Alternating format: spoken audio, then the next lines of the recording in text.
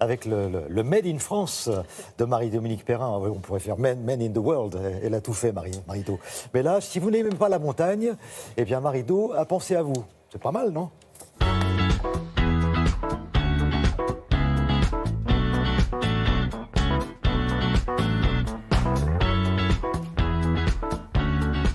Je vais préciser, on peut aimer la montagne, mais être un piètre skieur. Et c'est là que je me dis, tiens, Marie-Dominique, quelque part, elle a pensé à moi. Ça fait sourire Judith Thérèse. Oui, mais je sais que vous adorez le ski de fond. Le ski de fond, oui. Ou alors le ski, mais en bas des pistes. C'est ça. Avec un plaid sur les genoux et puis un thé chaud.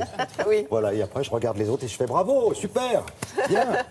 Alors, on n'ira pas à la montagne aujourd'hui. Mais non. Vous nous emmenez où exactement? Aux autres aussi.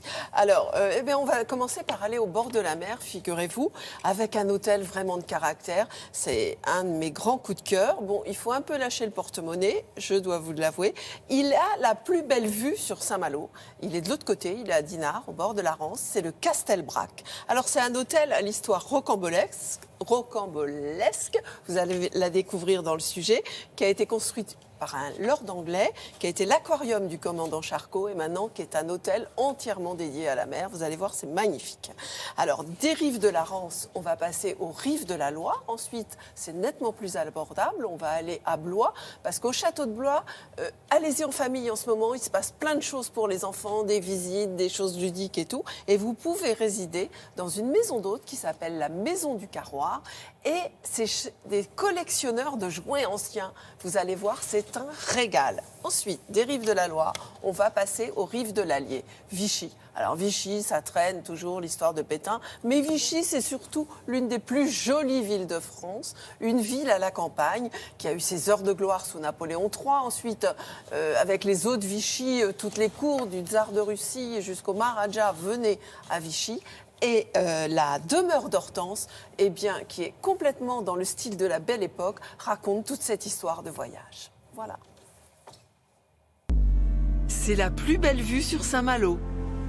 De l'autre côté de la Rance, Castelbrac.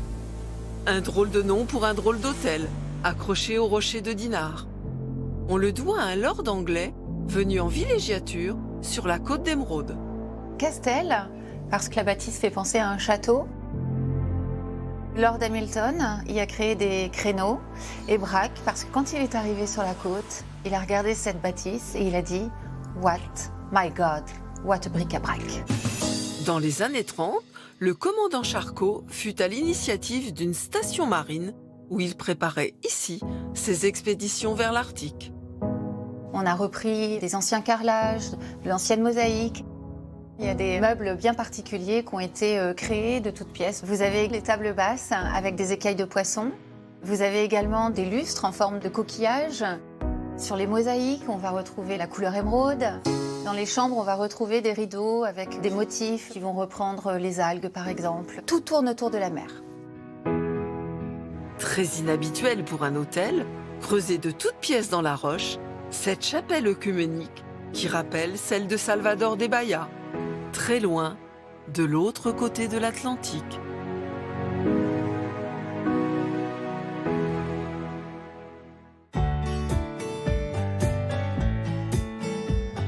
Nous avons choisi de nous installer à Vichy et d'y créer une maison d'hôtes parce que cette ville est chargée d'histoire, Napoléon III bien évidemment, qui a permis de développer cette ville. La suite d'Hortense rend hommage à la mère de Napoléon III. Hortense de Beauharnais, qui était un personnage d'histoire absolument exceptionnel. C'était une femme de culture, une femme d'art. C'est une maison typique de Vichy parce que c'est une maison qui s'est réorganisée avec les ans. À l'origine, elle date de 1880. L'œil de bœuf, c'était très caractéristique de cette époque.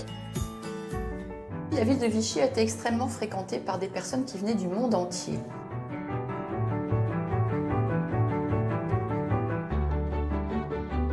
Nous avons créé une chambre d'inspiration asiatique qui s'appelle Guilin.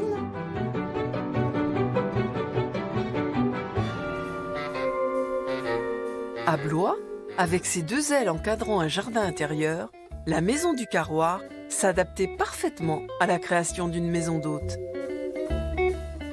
Chantal et son mari ont dédié leur chambre aux grands-mères de la famille. couleurs tendres, boiseries décapées, lampadaires au crochet. Les propriétaires affectionnent les objets du passé et plus particulièrement les jouets anciens, patiemment chinés depuis des années. Nostalgie d'enfance et rêve de collectionneur. Et pour les passionnés d'histoire, le château de Blois, en plein cœur de la ville, est une aubaine.